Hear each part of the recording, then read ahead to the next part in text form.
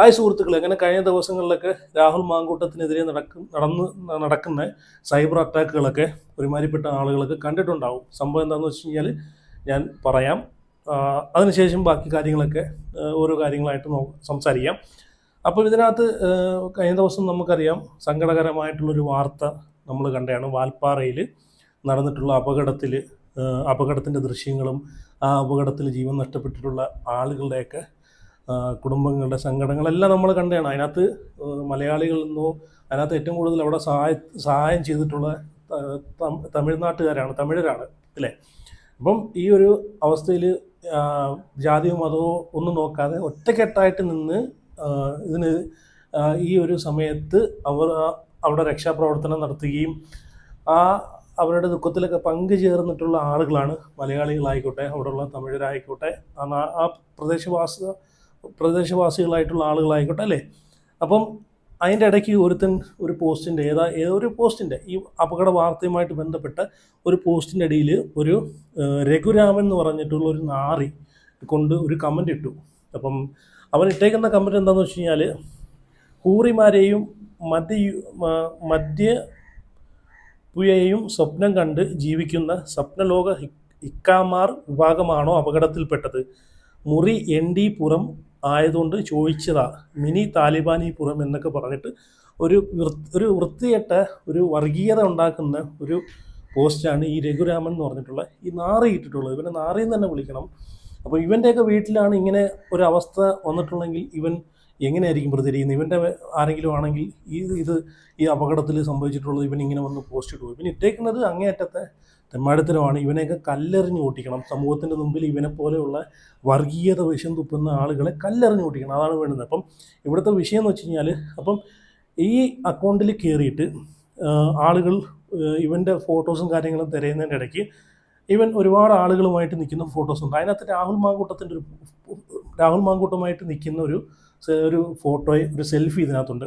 ആ ഫോട്ടോ എടുത്തിട്ട് രാഹുൽ മാങ്കൂട്ടത്തിനെതിരെ ഒരുപാട് സൈബർ അറ്റാക്കാണ് കഴിഞ്ഞ ദിവസങ്ങളിൽ നടത്തിയിട്ടുള്ളത്. പല അക്കൗണ്ടുകളിലൂടെയും പോസ്റ്റ് ഇട്ട് ഒരേ ക്യാപ്ഷൻസ് എല്ലാം കൊടുത്ത് രാഹുൽ മാങ്കൂട്ടം എന്നൊരു വ്യക്തിയെ തിരഞ്ഞു പിടിച്ച് അറ്റാക്ക് ചെയ്യുന്നൊരു രീതിയാണ് ഇവിടെ നമ്മൾ കണ്ടുകൊണ്ടിരിക്കുന്നത്.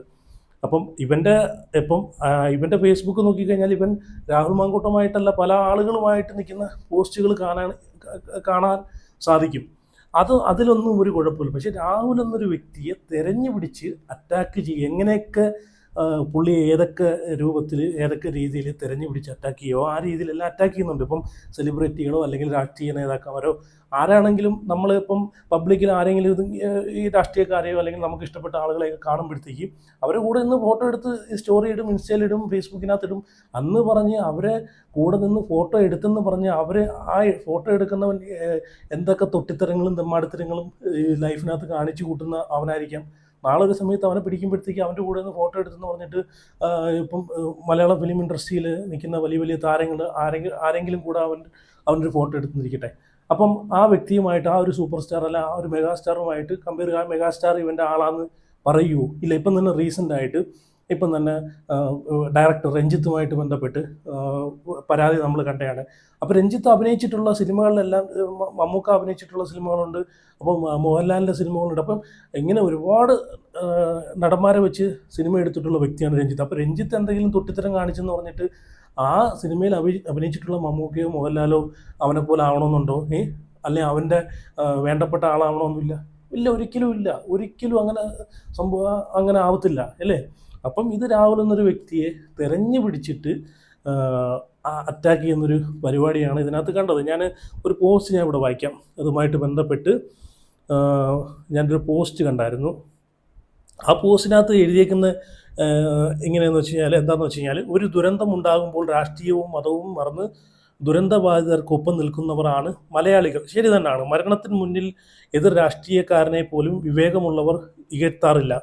ഇന്നലെ വാൽപ്പാറയിൽ ഉണ്ടായ ദാരുണ അപകടത്തിൻ്റെ കൂട്ടമരണത്തിൻ്റെയും വാർത്തയ്ക്ക് കീഴിൽ രഘുരാമൻ എന്ന വ്യക്തി ഇട്ട കമൻ്റാണ് രണ്ടാമത്തെ ചിത്രം. എന്ന് വെച്ചാൽ രാഹുൽ മാങ്കൂട്ടമായിട്ട് നിൽക്കുന്ന ഈ രഘുരാമൻ്റെ FBയിൽ ഇട്ടേക്കുന്ന ഒരു ഫോട്ടോയും കുത്തി പിടിച്ചുകൊണ്ടാണ് ഇപ്പം ഈ പോസ്റ്റുകളൊക്കെ വരുന്നത്.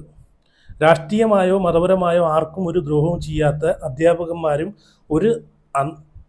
ഒരു അന്ധനായ അധ്യാപകനും അദ്ദേഹത്തിൻ്റെ താങ്ങും തണലുമായിരുന്ന ഭാര്യയും സ്കൂളിലെ പാചക തൊഴിലാളിയും ഒരു കുഞ്ഞുമാണ് അപകടത്തിൽപ്പെട്ടത്.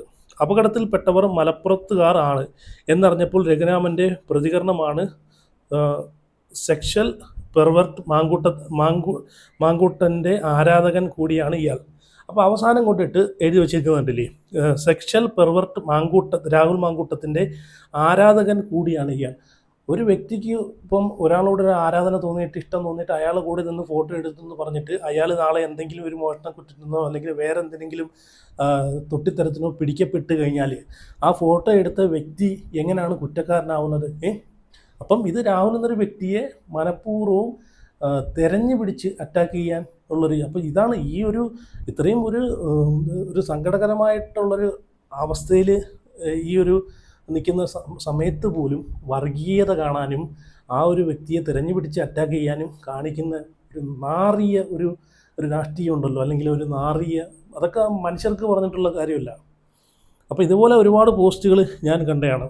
അപ്പം ഞാൻ ആദ്യം പറഞ്ഞ പോലെ സാജിദ് എന്ന് പറഞ്ഞിട്ടുള്ളൊരു വ്യക്തി അതിൻ്റെ താഴെ കമൻ്റ് ഇടുന്നുണ്ട്. ഞാൻ കമൻറ്റ് ഞാൻ വായിക്കാം. ആ അപകടത്തിൽ പോലും ഇതൊക്കെ തിരയാൻ കാണിച്ച ശുഷ്കാന്തിയും അത് ആഹ്ലാദത്തോടെ പോസ്റ്റ് ചെയ്യുന്നവൻ്റെ മനസ്സും എന്തായാലും മനുഷ്യൻ്റെതാവില്ല അല്ലേ? ഒരു കറക്റ്റ് കാര്യമല്ലേ? ഒരു അപകട സമയത്ത് പോലും ഇത് തെരഞ്ഞു പിടിച്ച് ആ വ്യക്തിയെ എങ്ങനെയെങ്കിലും അപമാനിക്കണം, ആ വ്യക്തിയെ എങ്ങനെയെങ്കിലും പുറമേ നടന്ന് ഘോഷിക്കണം എന്നൊരു ചിന്തയോടുകൂടി അപകടത്തിൽ പോലും ഇതൊക്കെ തിരയാൻ കാണിച്ച ശുഷ്കാന്തിയും എന്ന് വെച്ച് കഴിഞ്ഞാൽ അവൻ്റെ FBയിൽ കയറിയിട്ട് അവൻ രാഹുൽ മാങ്കൂട്ടത്തിൻ്റെ കൂടെയാണ് നിൽക്കുന്ന ഫോട്ടോ ഉണ്ടോ എന്ന് തെരഞ്ഞു പിടിച്ച് എടുത്തുകൊണ്ട് വരുന്നൊരു മനസ്സുണ്ടല്ലോ, ആ പോസ്റ്റ് ചെയ്യുന്നവൻ്റെ മനസ്സും എന്തായാലും മനുഷ്യൻ്റെതാവില്ല. ഒരിക്കലും അവനൊന്നും മനുഷ്യനല്ല. രാഹുൽ മാങ്കൂട്ടം എന്ന വ്യക്തിയെ എങ്ങനെയൊക്കെ തേജാവധം ചെയ്യാമോ എന്ന് ഗവേഷണം നടത്തുന്ന പിശാചുക്കളെ ജനം തിരിച്ചറിയുമെന്ന് പറഞ്ഞിട്ടാണ് സാജിദ് ഇട്ടേക്കുന്നത്. നല്ലൊരു അടിപൊളി കമൻറ്റാണ് സാജിദ് ഇട്ടേക്കുന്നത്.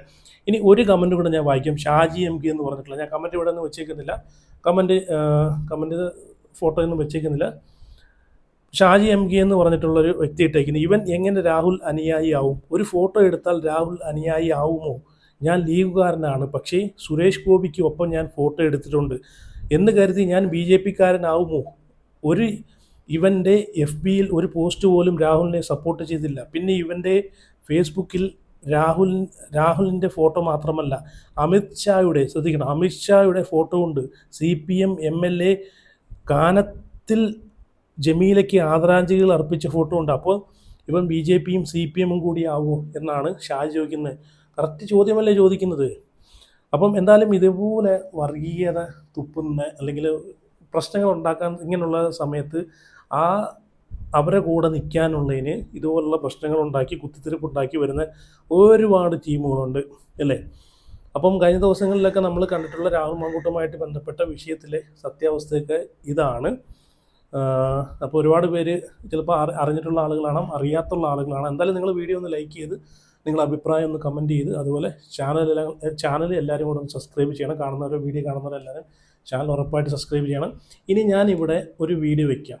അപ്പം പുള്ളി അത്യാവശ്യം വണ്ടിയുമായിട്ട് ബന്ധപ്പെട്ട് വണ്ടിയുടെ മെക്കാനിക്കൽ കാര്യങ്ങളൊക്കെ അറിയാവുന്നൊരു വ്യക്തിയാണ്. പക്ഷേ ഞാനിതിവിടെ ഈ ഒരു വീഡിയോ വെക്കുന്ന ഈ ഒരു അപകടവുമായിട്ട് ബന്ധപ്പെട്ട് അപകടം കഴിഞ്ഞതിന് ശേഷം ഒരുപാട് പേര് വീഡിയോ ഇടുന്നുണ്ട്. ഒരുപാട് പേര് ആ വണ്ടി ഓടിച്ച പയ്യനെ കുറ്റപ്പെടുത്തുന്നുണ്ട്, ട്രാവലറിനെ കുറ്റപ്പെടുത്തുന്നുണ്ട്. ട്രാവലർ ഓടിക്കുന്ന ഇങ്ങനെയാണ്, അങ്ങനെയല്ല. വണ്ടിയുമായിട്ട് ABCD പോലും അറിയാത്ത, വണ്ടിയുമായിട്ട് ഒരു കുന്തവും അറിയാത്തവന്മാർ പോലും വേറെ ഏതോ രാജ്യത്തും ഇവിടെയൊക്കെ ഇരുന്നിട്ട് പോലും വണ്ടിയുടെ ABCD അറിയാത്തവന്മാർ പോലും വണ്ടി ഓടിക്കുന്ന എങ്ങനെയാണെന്നുള്ളൊരു വീഡിയോ ആയിട്ടാണ് അടുത്തത് വരുന്നത്. ആ പയ്യനെയും കുറ്റപ്പെടുത്തിയിട്ട്, ആ പയ്യനെ കുറ്റപ്പെടുത്തേണ്ട കാര്യമില്ല, കാരണം അവനല്ല ആ വണ്ടി ഓടിച്ചത്. ആ സ്കൂളിലെ സ്കൂൾ ഡ്രൈവറാണ് ആ വണ്ടി ഓടിച്ചതെന്ന് പോലീസ് കണ്ടെത്തിയിട്ടുണ്ട്. പിന്നെ എല്ലാവരും കൂടെ അവനെ കുറ്റപ്പെടുത്തേണ്ട ഒരു കാര്യമില്ല. ചിലപ്പം ക്ഷീണിച്ച സമയത്തോ അല്ല ഉറക്കം വന്ന സമയത്തോ ആ സ്കൂൾ ഡ്രൈവർ വണ്ടി ഓടിച്ചതായിരിക്കാം.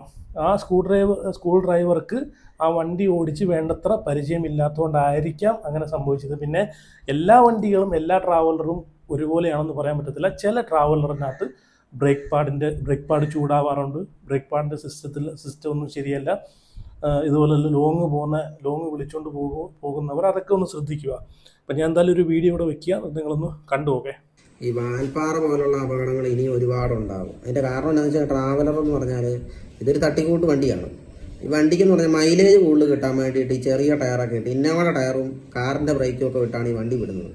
അത് ഇതിനകത്ത് കയറുന്നതെന്ന് പറഞ്ഞാൽ 10-15 പേര് കയറുമ്പോൾ ഈ ആളുകാർ 15 പേരുടെ എണ്ണം മാത്രമേ നമ്മൾ നോക്കുന്നുള്ളൂ. 15 പേര് കൂടാതെ ഇവരുടെ ലഗേജ് ഉണ്ട്, വണ്ടിക്ക് ഒരു 10,000-2000 കിലോ വെയിറ്റ് ഉണ്ട്. ഇതെല്ലാം കൂടെ കൂടുമ്പോൾ ഒരു 6,000-5,000 കിലോ വെയിറ്റ് കൊണ്ടാണ് ഈ വണ്ടി പോകുന്നത്.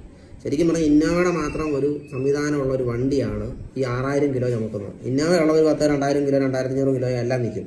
ഇരട്ടി വെയിറ്റാണ് ഈ വണ്ടി വലിക്കുന്നത്. അത് കൂടാതെ ഇതിൻ്റെ ആളുകൾ ഇരിക്കുന്നതെന്ന് പറഞ്ഞാൽ ഇച്ചിരി ടോപ്പിലാണ്. ഈ ടോപ്പിൽ ആളിരിക്കുമ്പോൾ വെയിറ്റ് ബോഡിയിലോട്ട് വെയിറ്റ് വന്നിട്ട് വളവ് വീശും, വണ്ടി കയ്യിൽ നിന്ന് പോകും. പിന്നെ ഇത് കൂടാതെ ചില പൊട്ടന്മാരാണെങ്കിൽ ഇതിൻ്റെ ടോപ്പിൽ കാരിയറൊക്കെ പണിതിട്ട് അതിൻ്റെ മേളിൽ കുറച്ച് വെയിറ്റ് കയറ്റി വെക്കും, ലഗേജ് എല്ലാം കൂടെ 500 കിലോ. അപ്പോൾ ഈ വണ്ടിയൊക്കെ പെട്ടെന്ന് കയ്യിൽ നിന്ന് പോകും. ഇത് 10-35 വയസ്സൊക്കെ ഉള്ള ഒരാളാണെങ്കിൽ അയാൾക്ക് മനസ്സിലാവും ഇത് കയ്യിൽ നിന്ന് പോകുമ്പോൾ ഇത് വളമൊക്കെ വീശുമ്പോൾ അല്ലെങ്കിൽ ഇറക്കത്ത് ബ്രേക്ക് കുറയുമ്പോഴൊക്കെ ഇത് പോയി എന്ന് മനസ്സിലാവും. അപ്പോൾ മനസ്സിലാകുന്ന ആളുകൾ ഒതുക്കി ഇട്ട് തണുപ്പിച്ചിട്ടൊക്കെ പോകുന്നതുകൊണ്ടാണ് ഇതിലിരിക്കുന്ന യാത്രക്കാർ തിരിച്ചു വരുന്നത്.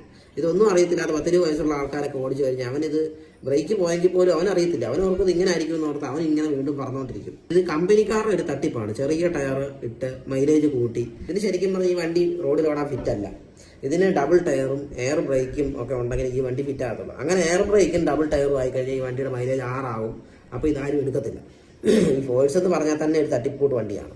അവരുടെ എല്ലാ വണ്ടിയും തട്ടിക്കൂട്ട് വണ്ടികളാണ്. അപ്പം ഇത് കമ്പനിക്കാർ കാണിക്കുന്ന ഒരു തോന്നിവാസമാണ്. ഇങ്ങനെ ഫിറ്റ് അല്ലാത്ത റോഡിൽ ഓടാൻ പാടില്ലാത്ത വണ്ടികൾ. ആംബുലൻസ് തന്നെ കണ്ടില്ലേ, മാസം ഓരോ ആംബുലൻസ് എങ്കിലും നമ്മുടെ കേരളത്തിൽ മറിയുന്നുണ്ട്. ശരിക്കും പറഞ്ഞാൽ ഇതൊന്നും നമ്മൾ കണക്കുകളും ഇല്ല, ഇതൊന്നും ആരും നോക്കുന്നുമില്ല. വണ്ടി ഇഷ്ടം പോലെ ഇറങ്ങുന്നുമുണ്ട്. ഇത് മൈലേജ് ഉള്ളതുകൊണ്ട് ആൾക്കാരെടുക്കും. പക്ഷേ ഇതിൻ്റെ ഈ അല്ല തന്നെ ഈ കേരളത്തിലുള്ള ആൾക്കാരെന്ന് പറഞ്ഞാൽ സേഫ്റ്റി എന്ന് പറയുന്ന സാധനം അതെന്താണെന്ന് പോലും അറിയത്തില്ല. അപ്പോൾ ഈ മൈലേജ് എന്ന് പറഞ്ഞാൽ ആൾ ചത്തിട്ട് പിന്നെ മൈലേജ് കിട്ടിയിട്ടുള്ള കാര്യമുണ്ടോ? സാധാരണ ഒരു കാറൊക്കെ ആണെങ്കിലും ഒരു 5 കിലോമീറ്ററൊക്കെ നല്ല ഇറക്കത്ത് സ്പീഡിൽ പോയിട്ട് ചവിട്ടി വരുവാണെങ്കിൽ ബ്രേക്ക് കൂടാകും. ഈ ട്രാവലറിനകത്ത് ഇത്രയും വെയിറ്റ് ഇരിക്കുന്നത് കൊണ്ടും വെയിറ്റിന് കണക്കുകളില്ല, കണക്ക് കൂട്ടുന്നില്ലാത്തതുകൊണ്ടാണ് അത്രയും വെയിറ്റ് ഉള്ളത് അറിയാത്തത്. ഒരു 3 കിലോമീറ്ററൊക്കെ ഓടുമ്പോൾ തന്നെ ട്രാവലറിൻ്റെ ബ്രേക്ക് ചൂടാകും.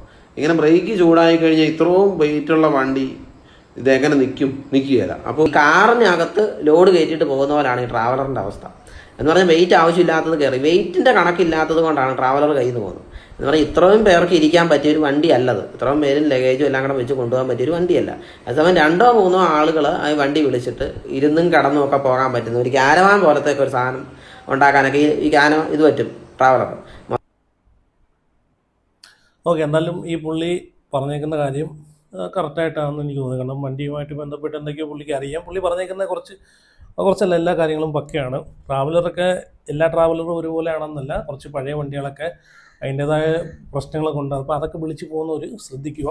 പിന്നെ ഈ രാഹുൽ മാങ്കൂട്ടത്തിൻ്റെ വിഷയത്തിൽ അപ്പോൾ നിങ്ങളെ അഭിപ്രായങ്ങളൊക്കെ ഒന്ന് കമൻറ്റ് ചെയ്യണേ. അതുപോലെ വീഡിയോ എല്ലാവരും ലൈക്ക് ചെയ്ത് ഹൈപ്പ് ചെയ്ത് ഉറപ്പായിട്ട് ചാനലും കൂടെ എല്ലാവരും വീഡിയോ കാണുന്ന ആളുകൾ, സബ്സ്ക്രൈബ് ചെയ്യാത്ത ആളുകൾ ഉറപ്പായിട്ട് സബ്സ്ക്രൈബ് ചെയ്ത് വയ്ക്കുക. അപ്പോൾ അടുത്ത വീഡിയോ ആയിട്ട് പിന്നെ വരാം.